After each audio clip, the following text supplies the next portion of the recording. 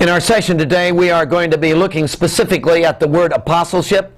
And in fact, we're going to spend 2 sessions on this because it's such a vital part of the fundamental principle of ministry. There is such important information coming out of the Word as they used it in the New Testament, and we need to grasp the concept for the understanding for our own personal lives and what God has called us to. The call of God upon a person's life is really a big deal. You would understand that the God who is sovereign and the God who is omniscient and the God who is all-powerful, omnipresent, that God, if He would come and tap you on the shoulder and say, hey, I need your help, would you involve yourself in this? I want to use you. I want you really involved in this. That would really be a significant thing. That a person wouldn't treat that lightly as if somebody off the street came and asked me something. It means nothing. But when somebody of this great high position, God Himself, above whom you cannot go, if that person comes and calls me and says, hey, would you literally join me in this effort and become a part of what I'm after here? Would you literally begin to do business with me? Would you literally become a part of the enterprise of my heart? Would you literally embrace me and let me embrace you? And we would link together in the bringing about of something that couldn't be otherwise. You begin to understand that has real significance. The call of God upon a person's life is of extreme highness. We put a lot of emphasis on this in terms of the call to preach. That's really high. You know that we really drill the guys. I mean, a young man says, I'm called to preach, and he comes in and we're thinking about whether we're going to ordain him or not, and we bring him in before this committee and we stare at him and we put him right in a chair right in the middle of it, and we stare at him and we make him feel uncomfortable, and we'll ask him questions like, well, tell us about your call. See, we really are strong on the fact that if you're going to be a preacher, you got to be called. Because we know you won't make it. You won't stick, you'll get discouraged, you'll quit, hey, things won't work out. You'll find that it isn't what you thought it was, the glamour quickly goes away, and you'll find out that, hey, the position isn't all you might have dreamed it would be, and you'll just get discouraged and quit. See, the call, the fact that somebody bigger than you are has called you, that really puts the thumb in your back. That really motivates you. So the motivation of ministry comes from the one who has called you. So we really stress this idea of call. Now, I know that sometimes we've stressed the idea of being called to be preachers so hard that we've looked at you and said, well, you're just layman. Couldn't hack it, could you? Some of us have it, some of us don't. See, some of us are in this high position, some of us are not. See, some of us are really important to God. Others of you can just go about and just help us in our importance with God. See, some of us really are next to God and really are linked with Him in the involvement of what He wants to do in our world. Others of you are just hanging around to help us get done what God has called us to do. So you're supposed to help us. And of course, if you don't help us in our calling, we'll get really aggravated. Could it be that's not New Testament? Could it be that what is going on in this passage is the fact that every single individual has a call of God? And that God has made you for the purpose of the fulfillment of His dream. That you were born out of the dreams of God. And I know we've gone over this material several times, but oh, it's so absolutely essential that you've just got to get this. And I fear that what's going to happen is you're going to revert back to the old thought process because it's easier. And that old thought process has woven ruts in your thinking so that you can't get out of it. I want you to tear up those ruts, and I want you to get the biblical concept of what ministry is really all about. We've been looking at the prayer that they were making in trying to discover the will of God in relationship between Joseph and Matthias, and which one of these individuals should really take the place of Judas in this apostleship. And they are praying before they cast the lots. Now, here's their prayer. It's Acts chapter 1. It's found in verse 24 and 25. Reading it again. And they prayed and said, You, O Lord, who know the hearts of all, show which of these two you have chosen to take part in this ministry and apostleship, from which Judas by transgression fell, that he might go to his own place. Now, I don't want to belabor this truth, but I really want you to get it. And so just let me briefly state it again.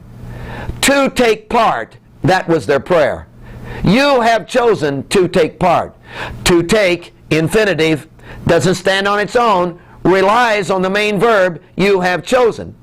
So you have chosen to take part, and it's active verb, so it means that you, God, are the one who's reaching out, and you're the aggressive usher who's tapped us on the shoulder and said, hey, I'm talking to you, I'm calling you, and God has stood in your face, eyeball to eyeball, nose to nose, toe to toe, and He has called you. You particularly, you individually, you are called of God for an individualized ministry. You, I'm talking not God has put you into a group that's to minister. I'm talking God has called you. He's looked you in the eye.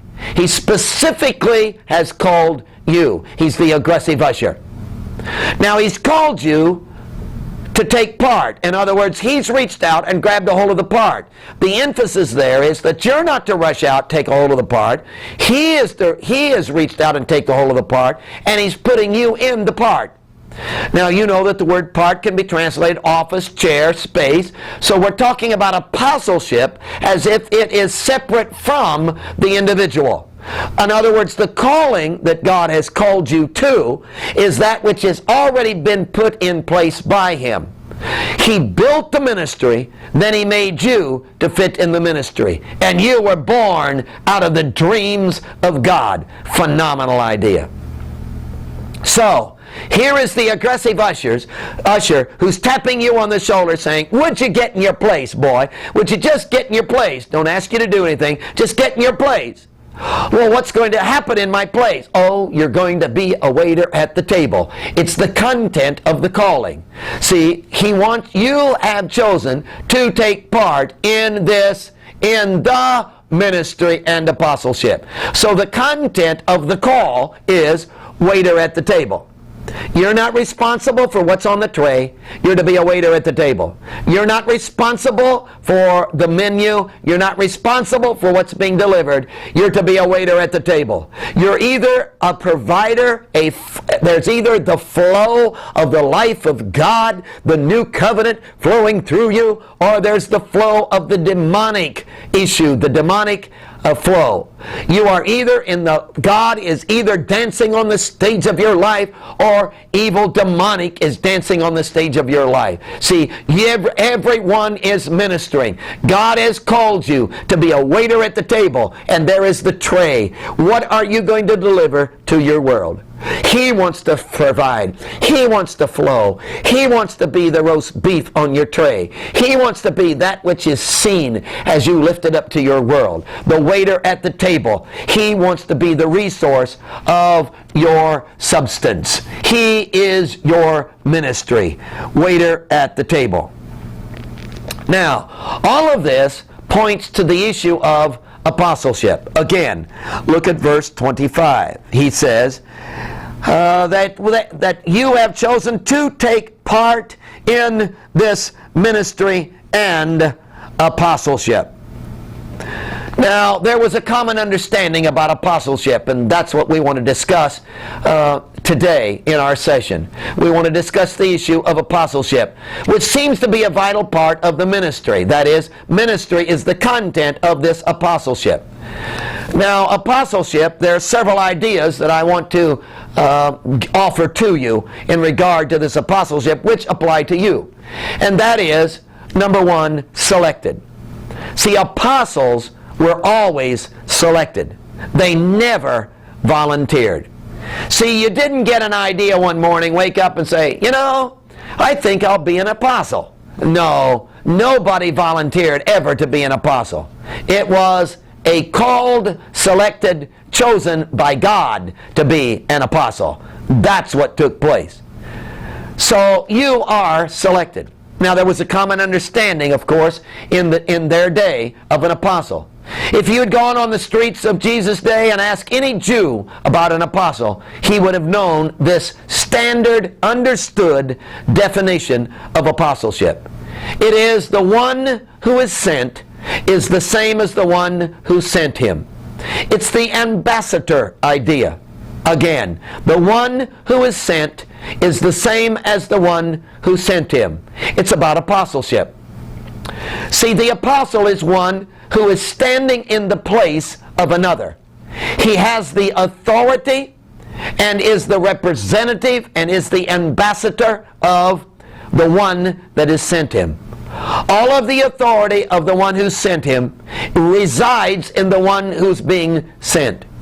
The way you treat the one that has been sent is the way you treat the one who has sent him, for they are the same. The one who is sent is the same as the one who sent him. It was apostleship. Now this is strong in the Old Testament. When you go to the Old Testament, you find out that it is used, this word is used several times. Several times as a verb, but only once as a noun. So the concept is not really well defined in the Old Testament, but as you spill into the New Testament, you begin to see this understanding of apostleship coming through, and the fact that you are chosen, selected to be an apostle. For instance, let me give you Luke's account.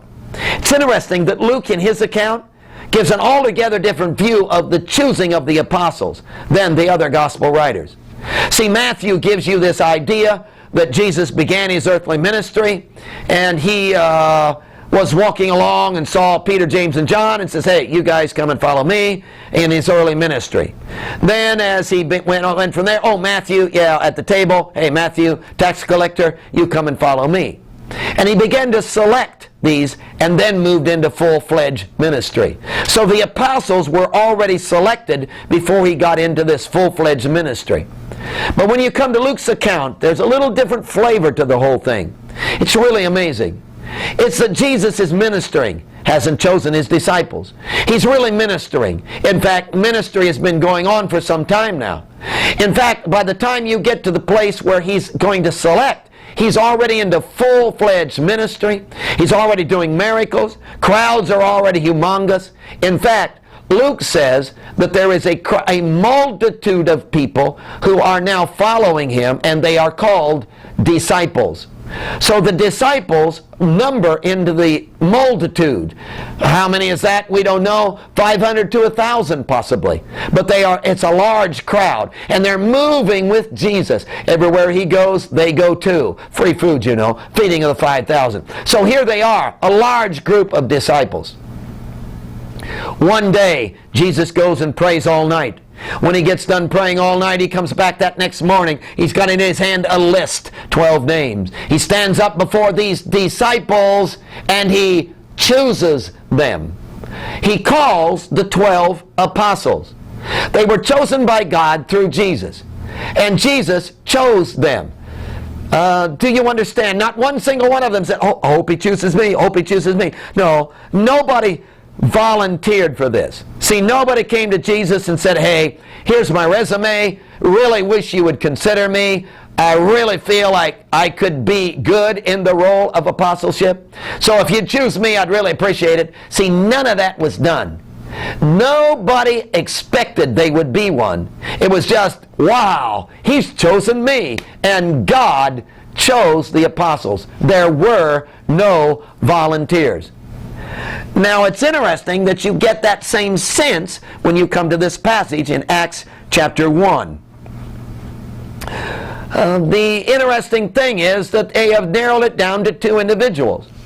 Now nobody applied. There were no applications that were taken. That wasn't happening here. What was taking place was a business meeting on the establishment of the qualifications. And the qualifications, you remember, were found in verse 21 and 22.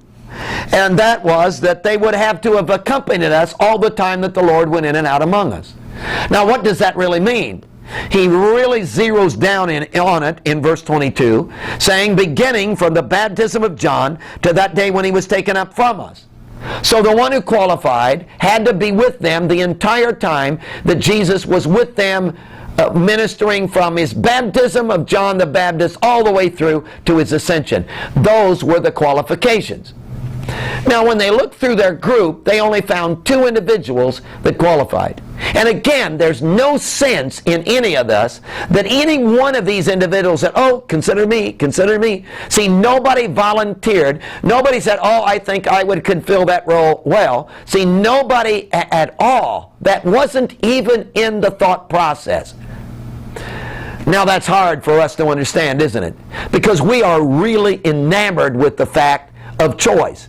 We get to choose. Hey, we choose, we volunteer, we make the decision. See, I decide I will be an apostle. Isn't God lucky to have me? See, that's our emphasis. But when you come to this, they did not initiate this. We're busy initiating everything. We call everything into being. But this was not our choice, what we decided to do. This was a direct selection of God. This is what God has destined this individual for. I wonder if we could get into that.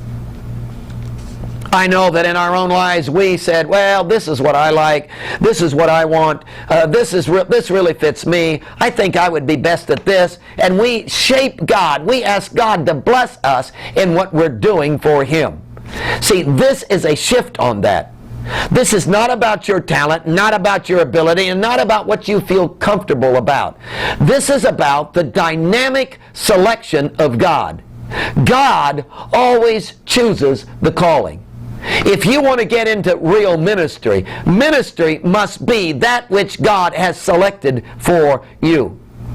Now, I'm not necessarily talking about a call to preach or a call to missions or a call to evangelism.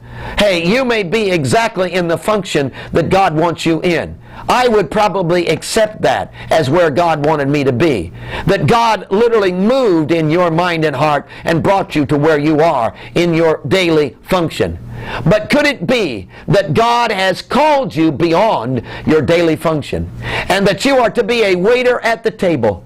That He has given you specific talents and abilities. He's given you specific personality type. He's given you specific personality qualities, and that God literally wants to move through you in a way He cannot possibly move through anyone else. God has called you. You didn't volunteer for this. This wasn't your idea. This was a call of God. He has selected you. Could it be that that is the reality of the Word of God? He's not asking you to volunteer. He's asking you for availability. Now, I'm not asking you to figure this out. I'm not asking you to figure out what is the destiny of God for my life. Hey, I'm asking you for availability. See, God is coming, knocking on the heart's door. God is coming. Hey, will you be a waiter at the table? God is coming. Will you let me flow through you? That I have a destiny. I have selected you. You haven't volunteered for this. This is not what you think you're good at, and then you do what you think you're good at and wipe your hands of it and say, well, I did that. See, this is not, well, I'm good at teaching, and then you minister for God on Sunday morning during teaching. The rest of the time, you're off, and you're not really being used by God. See, that's not what this is about. This is about, hey, don't figure it out. Don't calculate it. This is about waiter at the table and the flow of the life of God through you. This is about you didn't select this. This is about will you be totally available to God for Him to do 24 hours a day through your life exactly what He wants to do, and that if you would, that would be called ministry. It's the flow of God through your life in ministry. An apostle is one who's selected. You have been selected. God has done something dynamic in relationship to your life. And you are unique and different and qualified. God has put you in this hour, destined you for this day, has moved the histories to bring you about for the specific destiny that He has for you. Will you be available? Again, the issue is not figure it out. The issue is, will you be available? Will you be available to God? He has selected you. Now, there's another idea in connection with this apostleship thing. Not only selected, but sent. Again, let's go back to the standard definition that we talked about. It is that everybody in the Old Testament understood that an apostle meant the one who is sent is the same as the one who sent him. So an apostle's one who is sent. No question about that. Again, if you go back into the Old Testament and you look for the word apostle, it only shows up one time as a noun. So it's like this role of apostle, while it was there in the Old Testament, it wasn't distinct as a calling until you come into the New Testament. And in the New Testament, Jesus took the concept of apostle and put it into a calling, a role, a calling, apostleship. So it's only used one time as a noun in the Old Testament. But it's used 700 times in the Old Testament as a verb. So you get the feeling that the concept of apostleship is all over the Old Testament scriptures, to be sure. The Old Testament word literally meant to stretch out or to send someone. So again, the concept came that the apostle is one who's been sent. That the one who is sent is the same as the one who's sent him. See, it had the idea of fulfilling a certain role or function for another individual. That it was being authorized as a messenger. So you were a messenger. Now, the important thing of the apostle is the fact that the focus was not on the one who is sent. The focus is on the one who sent him and the message that he is delivering. Because the message that he's delivering is from the one who sent him. Oh, do you see how that fits into your life and what we're talking about? Waiter at the table. See, this is not about the tray. This is not about how well you've decorated the surroundings of the tray. This is not about how well you hold the tray. This is not about your posture as you present the tray. This is not about the makeup you have on that cause people to look at your face while you hand them the tray. This is about what's on the tray. You have been sent, and the emphasis is on the one who's sent you, and the emphasis is on what's on the tray. Now, when you come to the New Testament, this Greek word, apostle, is used 79 times in the New Testament. So you can see that it's been elevated to a role that God has called certain individuals to play. The word apostle, of course, is a transliteration of the actual Greek word. The Greek word is apostolos. So we have the English word apostle. So it's the Greek word brought into our English language, apostle. The apostle is the individual who had a definite mission. Again, the one who was sent is the same as the one who sent him. So the apostle was aware of a definite mission. He had the full authority of the sender. He realized that. And he was focused. He was focused on the message. And again, the emphasis is not upon the individual who's presenting the tray.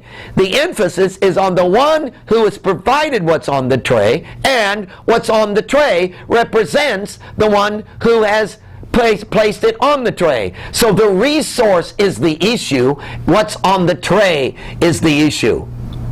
A waiter at the table. Now, you can see that if this is true, if what we've described is true, intimacy with the one who has sent you is absolutely essential. See, if you are being sent, and you are an ambassador and a representative of the one that has sent you, and if the one who is sent is the same as the one who sent him, then you've got to be intimate with the one who sent you, so that as you are intimate with him, you know how he feels, you know how he thinks, you know how he reacts, you know what's spilling through him, you know what drives him, you know what he wants. See, it isn't, well, yeah, this is on my tray, but I've never read it, I don't know what it is, I don't know what it's about, I just bring it to you and hey, it's your deal after that. See, that's not what we're picturing here. The waiter at the table is so intimate with the one who sent him. The message that is being sent is so ingrained into his own life.